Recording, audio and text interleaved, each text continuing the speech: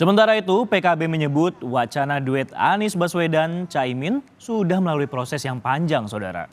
Caimin juga telah menghubungi Prabowo Subianto terkait hal ini dan PKB menilai keputusan ini merupakan ujung penantian dalam berkoalisi dengan Gerindra. Sementara deklarasi Anies Caimin disebut-sebut dilakukan hari ini di Surabaya, Jawa Timur. Jadi ini kira-kira titik ujung dari proses yang 1 tahun 19 hari itu. Tapi kami memaknai dan kami letakkan itu sebagai proses politik dinamis ya. Dan itu saya kira wajar, jadi kami juga tidak harus kecewa berlarut-larut. Jadi supaya tidak kecewa berlarut-larut ya kami akhirnya memastikan untuk bisa bergabung dengan Nasdem karena proposal kami tunggal. Dimanapun koalisinya Gus Imin harus maju dalam Pilpres 2024.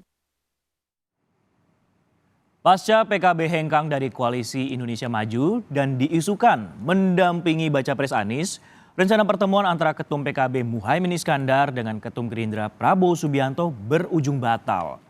Ketua Harian DPP Partai Gerindra, Sufmi Dasko menyebut, pertemuan yang diinisiasi oleh Caimin direncanakan dilakukan pada pukul 18.30 waktu Indonesia Barat hari ini.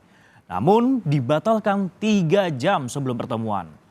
Pihak PKB juga sekaligus memberi kabar bahwa Caimin menerima lamaran Anies Baswedan bekerja sama dengan Partai Nasdem.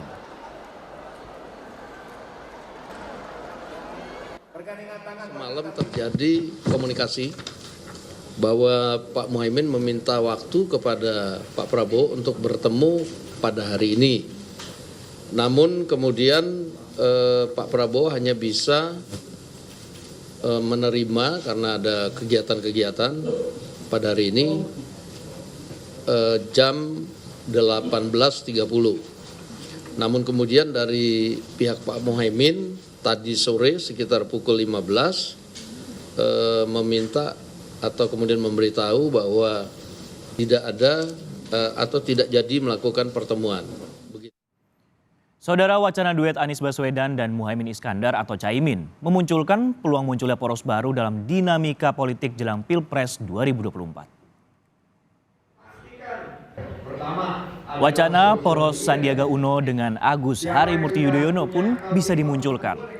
Namun, pengamat politik Adi Praitno menilai poros koalisi Partai Demokrat dan P3 memiliki banyak celah yang tak menguntungkan.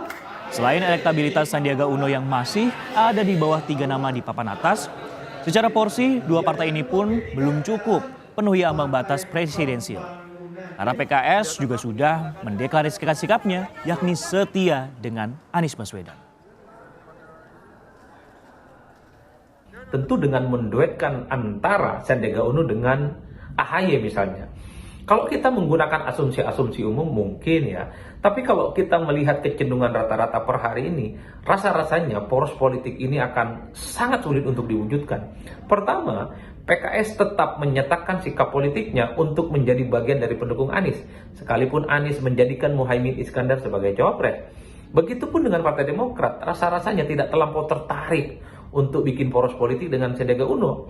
Karena dari segi elektabilitas misalnya, Sandi ini tidak sementereng Ganjar Pranowo, ataupun tidak sementereng Prabowo Subianto, atau tidak sehebat elektabilitas dari Anies Baswedan. Oleh karena itu, percuma juga bagi Partai Demokrat